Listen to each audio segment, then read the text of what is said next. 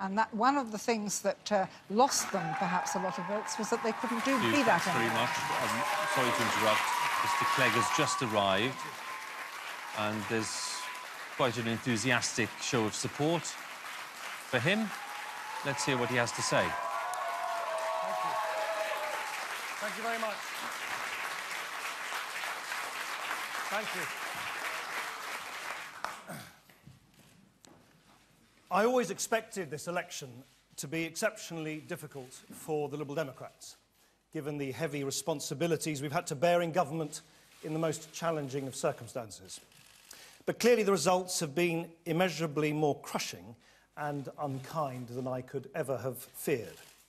For that, of course, I must take responsibility, and therefore I announce that I will be resigning as leader of the Liberal Democrats. A leadership election will now take place according to the party's rules. For the last 7 years, it's been a privilege, a huge privilege, an unlimited honour to lead a party of the most resilient, courageous and remarkable people. The Liberal Democrats are a family, and I will always be extremely proud of the warmth, good grace and good humour which our political family has shown through the ups and downs of recent years. So I want to thank every member, every campaigner, every councillor and every parliamentarian for the commitment you have shown to our country and to our party.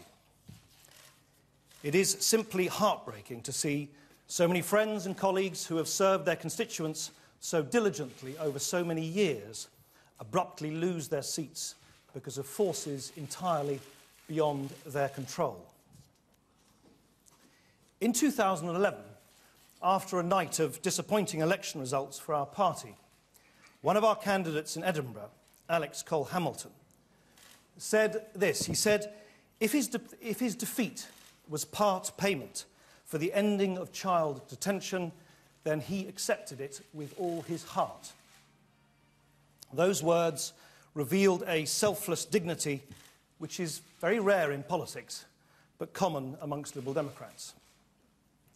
If our losses today are part payment for every family that is more secure because of a job we helped to create, every person with depression who is treated with the compassion they deserve, every child who does a little better in school, every apprentice with a long and rewarding career to look forward to, every gay couple who know that their love is worth no less than anyone else's, and every pensioner with a little more freedom and dignity in retirement, then I hope at least our losses can be endured with a little selfless dignity too.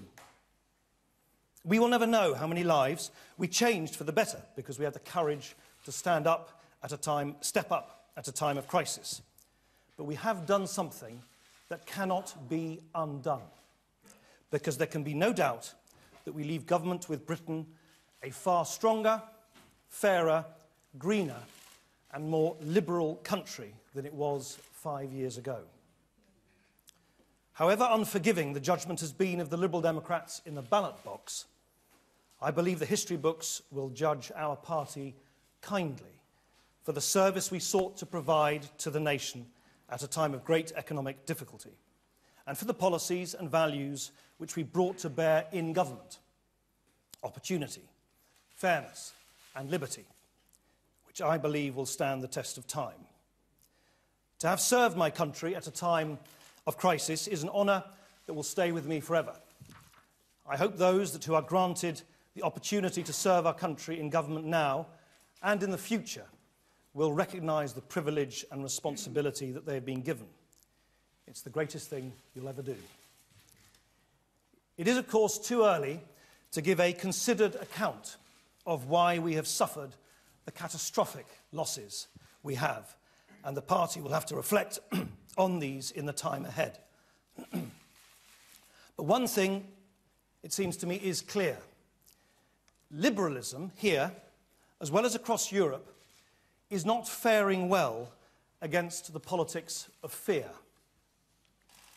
Years of remorseless economic and social hardship following the crash in 2008 and the grinding insecurities of globalisation have led people to reach for new certainties.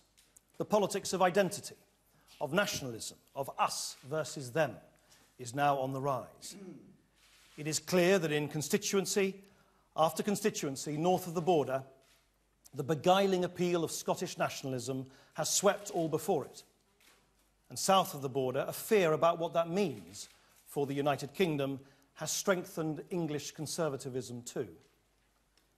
This now brings our country to a very perilous point in our history, where grievance and fear combine to drive our different communities apart.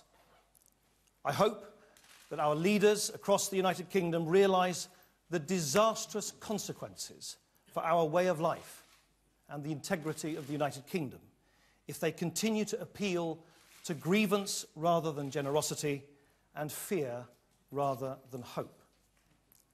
It's no exaggeration to say that in the absence of strong and statesmanlike leadership, Britain's place in Europe and the world and the continued existence of our United Kingdom itself is now in grave jeopardy. And the cruelest irony of all is that it is exactly at this time that British liberalism, that fine, noble tradition that believes that we are stronger together and weaker apart, is more needed than ever before. Fear and grievance have won. Liberalism has lost. But it is more precious than ever, and we must keep fighting for it. That is both the great challenge and the great cause that my successor will have to face. I will always give my unstinting support to all those who continue to keep the flame of British liberalism alive.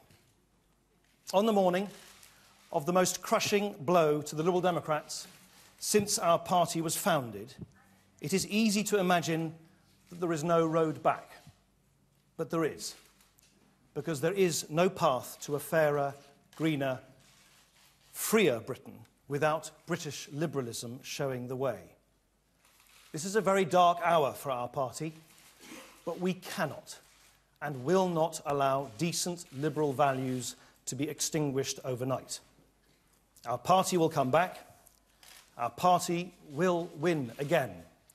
It will take patience, resilience and grit, but that is what has built our party before and will rebuild it again. Thank you.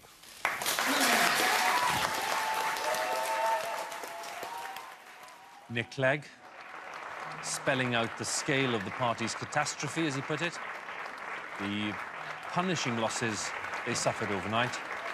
The worst since the party was founded in the late 1980s, that's in the form of the Liberal Democrats. But of course, the liberal tradition going back centuries before that. And drawing on that and expressing his pride in those liberal values and the irony, as he put it, that the moment at which Britain needed them most, in his view, it's being deprived of them. Nick Clegg announcing his resignation as leader of the Liberal Democrats.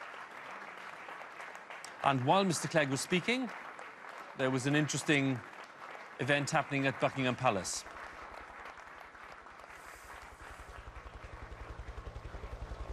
And the Royal Standard being raised, signalling that the Queen is in residence and ready to hold that audience with David Cameron. That's coming up in about 45 minutes' time, but